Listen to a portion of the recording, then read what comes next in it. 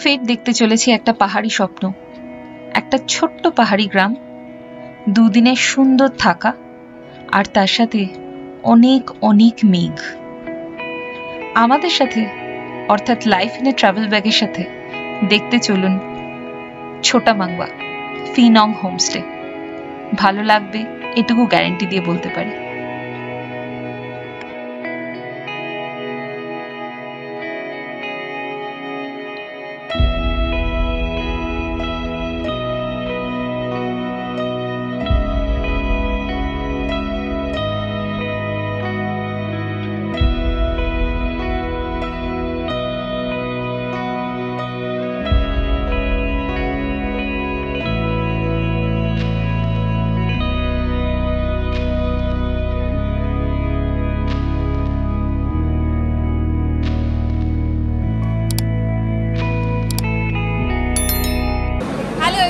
আমি অনুশ্রী, আমি Abhirup, and welcome to our channel life in a travel bag. আজকে আমরা আবার বেরিয়ে পড়েছি আবার দার্জিলিং মেল, আর এবার পুরো এক সপ্তাহ ধরে আমরা থাকবো নর্থ বেঙ্গলে।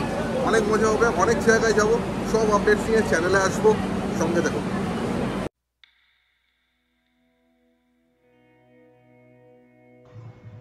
দার্জিলিং মেল শিয়ালদা ছাড়তে ছাড়তেই এক রাত চোখের নিমেষে কেটে গেল, আর পৌঁছে গেলাম এনজিপি। এনজিপিতে নেমে বুঝলাম মানুষের ঢল চলে এসেছে।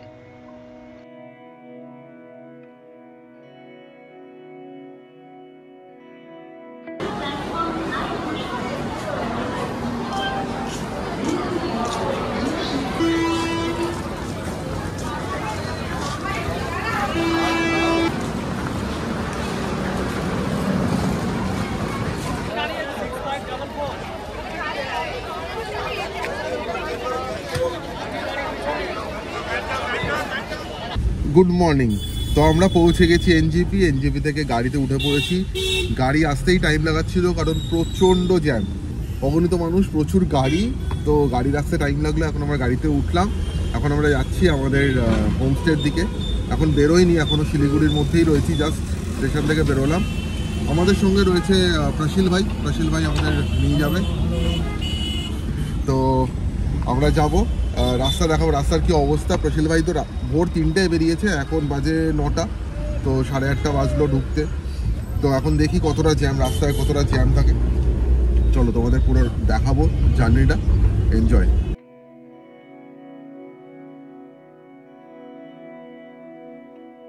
এখনো সেবক দিয়ে যাওয়ার সময় চোখটা শুধু অপেক্ষা করে কখন পাহাড় দেখতে পারবো। এনজিপি থেকে ছোটা মাংবার ডিস্টেন্স কিন্তু ওই 2.5 ঘন্টার মতো সময় লাগে, কিন্তু রাস্তায় ল্যান্ডস্লাইডের জন্য বেশ জ্যাম ছিল, যার জন্য রাস্তা ঘুরে আমাদের অনেকটা ঘুরে যেতে হয়েছিল ছোটা মাংবা। বেশ ভালোই সময় লেগেছিল।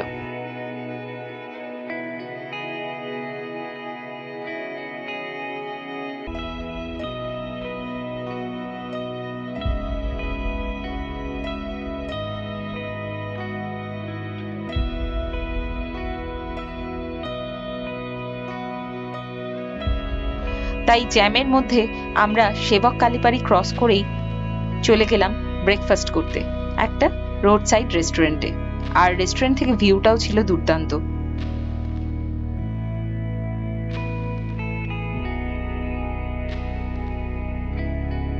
তো এখন ব্রেকফাস্ট করতে চলে এসেছি, আর পাহাড়ে এসে গরম গরম ধোঁয়া ওঠা মোমো আর ওয়াই খাবো না সেটা তো হতেই পারে না।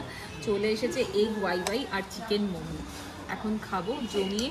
আর এদিকে কিন্তু প্রচণ্ড জ্যাম, এখান দিয়ে দেখা যাচ্ছে পরপর সব গাড়ি দাঁড়িয়ে আছে, তাই এখন নিশ্চিন্তে খাই, তারপর দেখা যাবে কখন পৌঁছাই।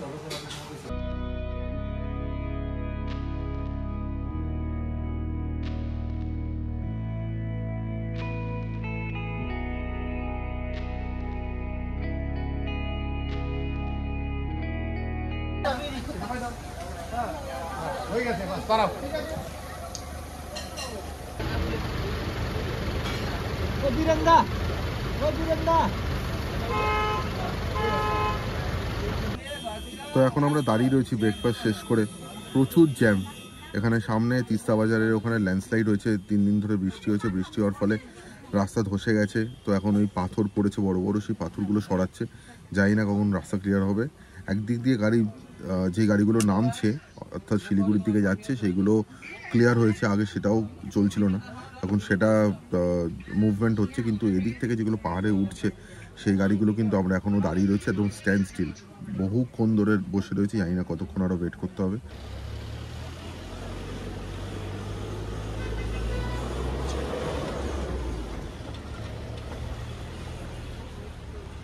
তো যেই রাস্তা দিয়ে যাওয়ার কথা ছিল ছোটাবাঙ্গা, সেই রাস্তা দিয়ে আটকে দিয়েছে, যেতে পারলাম না।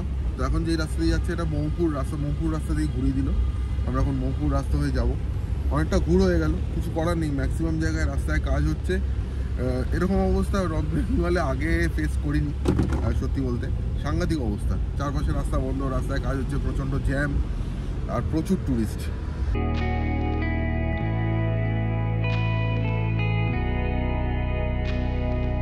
আমরা ছোটাবাংলা গেছিলাম মংপু হয়ে।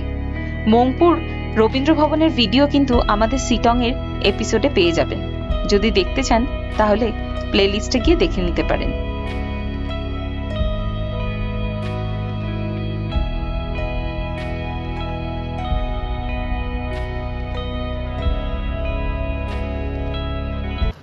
আমরা মংপু হয়ে চলে এসেছি এখন পুপুং। এটা হচ্ছে পুপুং খাসমহল। পুপুং খাসমহল হয়ে আমরা তারপর যাব ছোটাবাংলা। এখানে একটা খুব সুন্দর হ্যাঙ্গিং ব্রিজ আছে, সেটা দেখার জন্য আমরা দাঁড়িয়ে পড়েছি। আর হ্যাঙ্গিং ব্রিজটা কাঠের, অবভিয়াসলি এখন ওঠা যায় না, কিন্তু বেশ ভালো লাগছে দেখতে।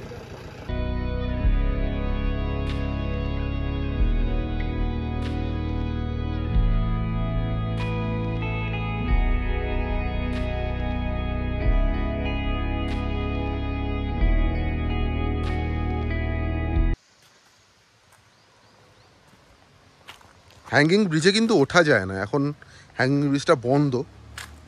এখানে মই দিয়ে আর জাল দিয়ে ব্লক করা রয়েছে।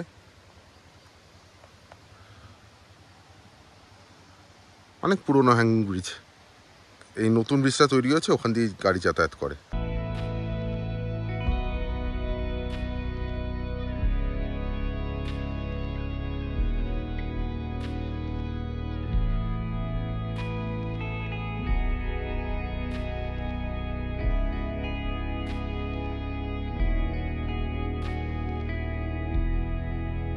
পুপুং ঘুরে আমাদের রাস্তায় পড়ল রংলি রংলিয়াট টি গার্ডেন। সো আমরা এখন এসে গেছি রংলি রঙ্গিয়াট টি গার্ডেনে। এখানে দারুণ, এখানে হেঁটে হেঁটে উঠছি, ভীষণ ভীষণ সুন্দর, চারপাশটা দারুণ লাগছে। আর এখানে উঠে অনেকটা উপরে উঠে আসা যায়, বেশ অনেকটা উঠে এসেছি, কিন্তু আমরা সেই ওই নিচ থেকে উঠে এসেছি, দারুণ লাগছে। মানে আজকে ছোটাবাংলা এই দিক দিয়ে আসার জন্য কতগুলো বেশ এক্সট্রা অ্যাডভান্টেজ কিন্তু আমাদের হয়েই গেছে।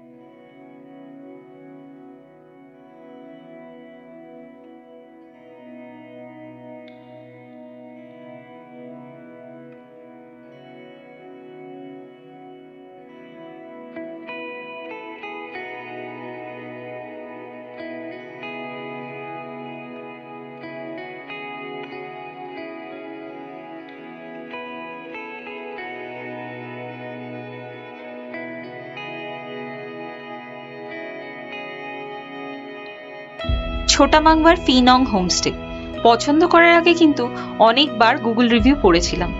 আমাদের খরচা লেগেছিল 1500 টাকা জনপ্রতি। আর হ্যাঁ, বাচ্চাদের যদি 5 বছরের বয়স হয়ে যায় তাহলে লাগবে কিন্তু 750 টাকা, অর্থাৎ হাফ।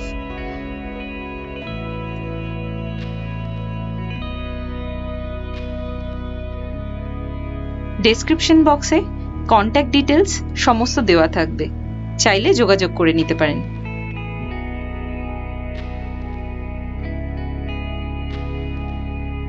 তো জায়গাটা কিন্তু অসাধারণ, চারপাশটা সবুজে সবুজ। আর আমার ঠিক পেছনে হচ্ছে আমাদের থাকার জায়গা, পেছনে এরকম সিঁড়ি দিয়ে উঠে যেতে হয়, একটা ট্রি হাউসের মতো ব্যাপারটা রয়েছে। সিঁড়ি দিয়ে উঠে একটা বারান্দা আর তারপরে রুম, দুর্দান্ত জায়গা, চারপাশ জঙ্গলে ঢাকা, সবুজে সবুজ। আচ্ছা, পেছনে কিন্তু কাঞ্চনজঙ্ঘা দেখা যায়, ঠিক ওই জায়গাটা যেখানে আমি আঙুল দিয়ে দেখাচ্ছি, ওই জায়গাটা দিয়ে কিন্তু কাঞ্চনজঙ্ঘা পুরো দেখা যায়। এখন অবভিয়াসলি মেঘ রয়েছে, দেখা যাক কালকে সকালবেলা ওয়েদার ক্লিয়ার হয় কিনা। ওয়েদার ক্লিয়ার হলে আমরা কাঞ্চনজঙ্ঘা দেখার চান্সটা বেড়ে যাবে। হোমস্টের প্রত্যেকজন ভীষণ ভালো ব্যবহার, এবং কখনোই মনে হচ্ছে না যে আমরা বাইরে থেকে কোথাও কেউ এসেছি, ঠিক মনে হচ্ছে নিজের বাড়ি। এই জিনিসটা কিন্তু এখনকার দিনে হোমস্টেতে সব জায়গায় এই জিনিসটা মনে হয় না, এই জিনিসটা ফিল হয় না, কারণ এখন অনেকটা কমার্শিয়ালাইজড হয়ে গেছে সব কিছু। কিন্তু এখানে কিন্তু আমাদের সবসময় মনে হচ্ছে প্রত্যেকের সাথে ইন্টারাক্ট করে। তো প্রসিলের সাথে তো আমরা এলাম এত দূর, তো বাকি ওর বোন ওয়াইফ সবার সাথে ইন্টারাক্ট করে দারুণ লাগলো, প্রচণ্ড ওয়ার্ম। তো দ্যাট ম্যাটার্স। বেড়াতে এসে জায়গাটা যেন ম্যাটার করে, এখানকার লোকজনও ঠিক ততটাই ম্যাটার করে। প্রচণ্ড সুন্দর লেগেছে, খুব ভালো। আর এই হলো আমাদের রুম, ফিডং হোমস্টে। এদিকে একটা ডাবল বেড, এদিকে একটা সিঙ্গেল বেড, একটা টেবিল, ওর ছোট্ট বসার জায়গা, পই, অনুশ্রী, একটা ফ্যান রয়েছে, স্ট্যান্ড ফ্যান, আর এখানে ছোট্ট দুটো মোড়া রয়েছে। আচ্ছা, এবার দেখাই যেটা সব থেকে ইম্পর্টেন্ট, সেটা হচ্ছে ওয়াশরুমটা কিরকম। ওয়াশরুম, এটা হচ্ছে ওয়াশরুম। ওয়াশরুমটা ঠিকঠাক, গিজার রয়েছে, এটা হচ্ছে ওয়াশ বেসিন।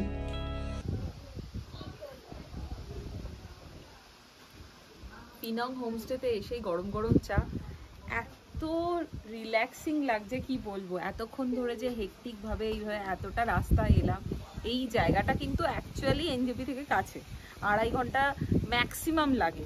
কিন্তু আজকে যেহেতু ল্যান্ডস্লাইড, বিভিন্ন জায়গায় রাস্তা খারাপ, তাই অনেকটা রাস্তা ঘুরে ঘুরে আসতে হলো। কিন্তু এই জায়গাটায় এসে এত ভালো লাগলো, আর হোমস্টেটা এত সুন্দর, এসেই মনটা ভালো হয়ে গেছে।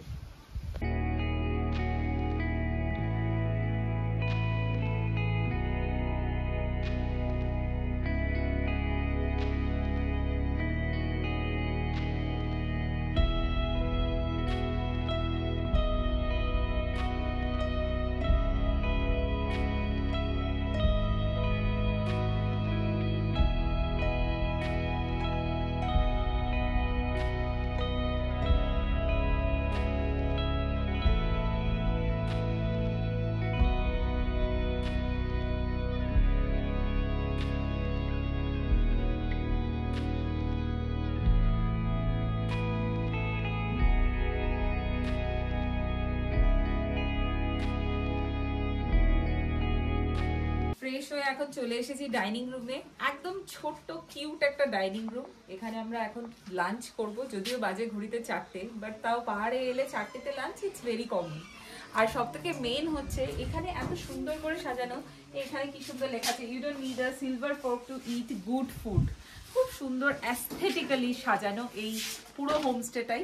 যাই হোক, এখন দেখি বেশ সুন্দর সুন্দর একদম কাঁসার থালা দেওয়া হয়ে গেছে, তো দেখি খাবার দাবার কি আসে। আর হ্যাঁ, এখানে কি কি পাওয়া যায় সেটাও কিন্তু এখানে মেনু কার্ডে দেওয়া আছে। স্পেশাল কিছু অর্ডার করতে হলে মেনু কার্ডটা দেখে নেবেন, এখানে সুন্দরভাবে লেখা আছে কোনটার কত দাম, কি কি জিনিস পাওয়া যাচ্ছে। বসে গেছি লাঞ্চে। লাঞ্চের বেসিক আইটেমগুলো দিয়ে দিয়েছে।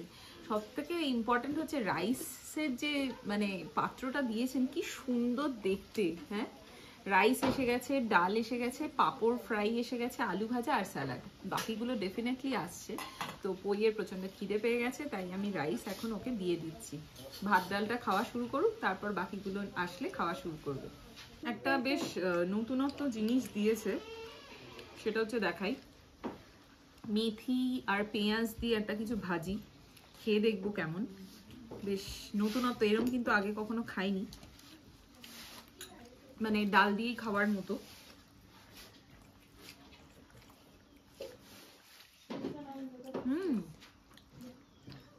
দারুণ খেতে, ভীষণ ভালো খেতে। মানে মেথিগুলো কিন্তু সবকটা অঙ্কুরিত মেথি আর কি, এরকম ফার্স্ট টাইম খাচ্ছি, খুব ভালো খেতে। আর আলু ফুলকপির তরকারিটাও বেশ টেস্টি বানিয়ে। চিকেন, দুপুরেই চিকেন কষা, আর এটা একটা মিক্স ভেজ, কড়াইশুঁটি, গাজর, ফুলকপি সবকিছু দেওয়া আর কি।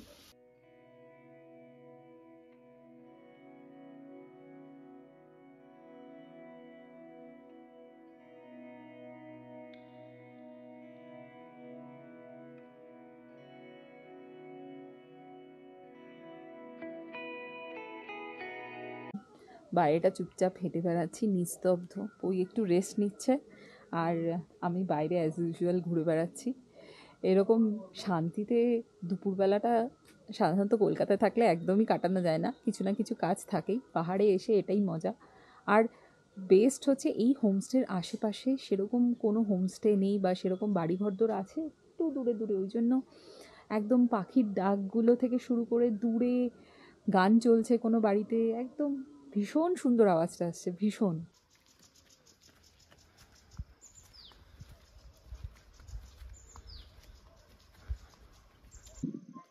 এখন একটু হাঁটতে বেরিয়েছি, এত সুন্দর লাগছে, দূরে গরু ডাকছে।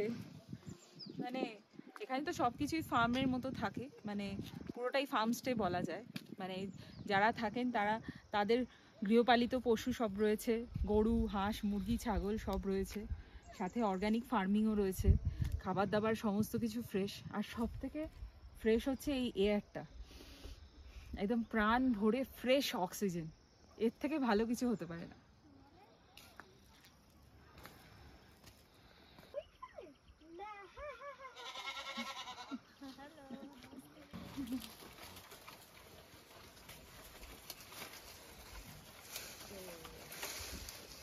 সন্ধে হয়ে গেছে, চারদিকে পাহাড়ে কিন্তু আলো জ্বলতে শুরু করে দিয়েছে। আর ফিনং হোমস্টে আমাদের এই রুমটার সামনে কি সুন্দর একটা টাইপের স্ট্রিট, ভীষণ সুন্দর লাগছে, মানে একদম ইউনিক যাকে বলে। আর এখানে দেখায় এই যে আলো ঝলমল করছে, এই জায়গাটা কিন্তু গুম্বেদারা ভিউ পয়েন্ট। আমরা কালকে যাব সাইট সিইং করতে। আর ওপাশের পাহাড়টা হচ্ছে তিনচুলে। আর এই দিকে দূরে কিন্তু সিকিমের পাহাড়, বেসিক্যালি নামচিটা কিন্তু এখান থেকে দেখা যায়।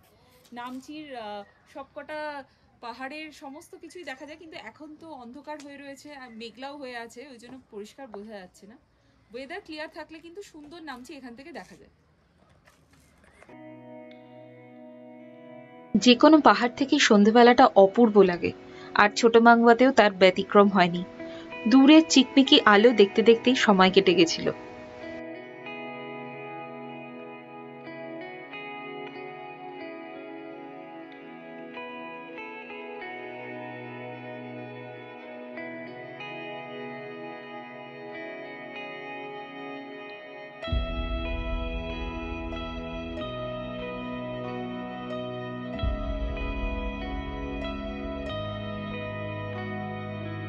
এসে গেছে গরম গরম চিকেন মোমো।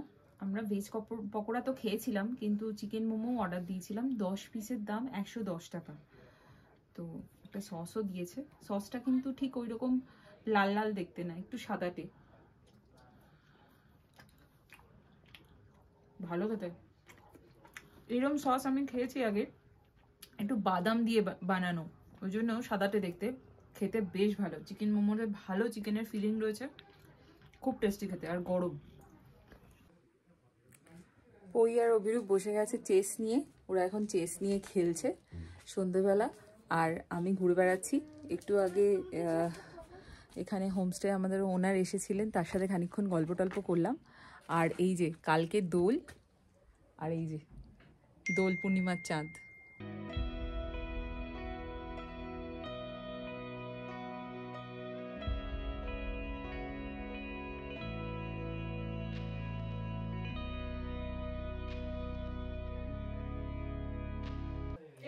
রাত বাড়ছে আর এখন ঠান্ডাটাও বেশ জমিয়ে বাড়ছে, অনেক, মানে মোটামুটি 9টা সাড়ে 9টা বাজে এখন। তো আমরা চলে এসেছি এখন ডিনার করতে। গরম গরম ধোঁয়া ওঠা রুটি, আর এখানে দেখতে পাচ্ছি স্কোয়াশের তরকারি আছে, আর ডিম কষা। আমরা সকালবেলা তো চিকেন খেয়েছিলাম, তো এখন ডিম কষা। তো একদম গরম গরম কষা কষা ডিম, আর এখানে রয়েছে স্কোয়াশের তরকারি। সিম্পল একদম, কিন্তু এটাই সব থেকে ভালো, প্লেন সিম্পল রাতের ডিনার।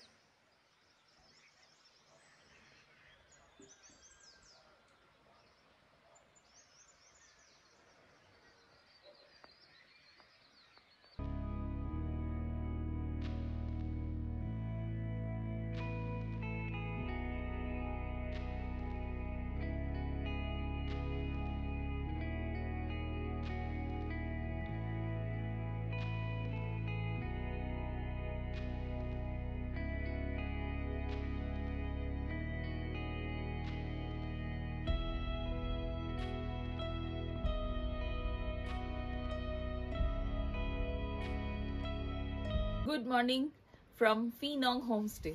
আজকে সকাল সকাল উঠেছিলাম, উঠে দেখলাম কাঞ্চনজঙ্ঘা তো দূরে থাক, সামনের পাহাড়টাই আবছা আবছা দেখা যাচ্ছে, মানে এতটাই মেঘ করে আছে। তখনও বৃষ্টিটা শুরু হয়নি। তারপর আবার একটুখানি শুয়ে পড়লাম কম্বল চাপা দিয়ে। এখন উঠে দেখছি এই সামনের পাহাড়টা দেখা যাচ্ছে, আর এখন আবার টুপটাপ বৃষ্টিও পড়ছে। খারাপ কিন্তু লাগছে না, কিন্তু হ্যাঁ কাঞ্চনজঙ্ঘা দেখা যাচ্ছে না সেটার একটা মন খারাপ তো আছেই। যাই হোক, দেখা যাক কবে দেখতে পাই কাঞ্চনজঙ্ঘা আমরা। আপাতত সকালবেলা দিদি এসে চা দিয়ে গেল, আর আমি পইকে এখন এই ঠান্ডার জন্য এখন আদা আর মধু দিচ্ছিলাম। তো মধু আমি কলকাতা থেকে নিয়ে এসেছিলাম, বাট দিদি বললে এখানকার লোকাল মধু আছে, এত সুন্দর খেতে মধুটা কি বলবো।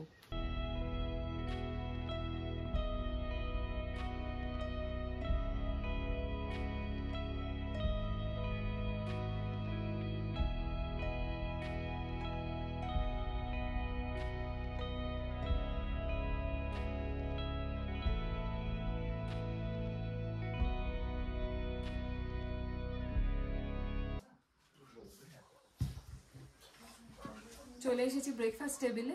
এখন আলু পরোটা, গরম গরম পুদিনা চাটনি আর ডিমের পোচ। আলু পরোটার সাথে একটা ঝাল ঝাল আলুর তরকারি, ধনেপাতা টনেপাতা দেওয়া আছে।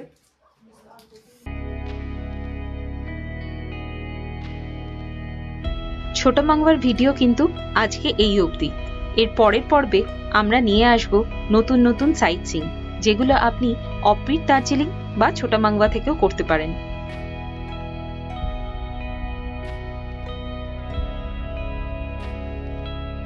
সো আপনারা দেখছিলেন আমাদের ছোটা মাংবার ভিডিও। আমাদের ভিডিওটা ভালো লেগে থাকলে অবশ্যই লাইক করবেন, কমেন্ট করবেন এন্ড শেয়ার করবেন। আর সাবস্ক্রাইব করতে ভুলো না। সাবস্ক্রাইব করার পর পাশের বেল আইকনটা হিট করে অল করে দাও, যাতে আমাদের আসন্ন সমস্ত ভিডিও নোটিফিকেশনস তোমরা পেয়ে যাও।